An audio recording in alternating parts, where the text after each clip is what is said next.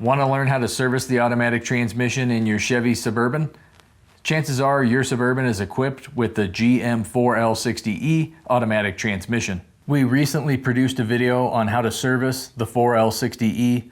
Some aspects of the job are pretty straightforward, while other aspects are not. In the video, I touch on some common pitfalls and how to navigate around them. Check out the video for free by visiting the Southpaw Autoworks YouTube channel. Links to both the channel and this video can be found in the video description down below. My name's Robert, and I will see you over at Southpaw Autoworks. I work hard each and every day. I get lost in the words I say. I don't push pause, no, I push play. I won't stop till I hear him say, oh, oh.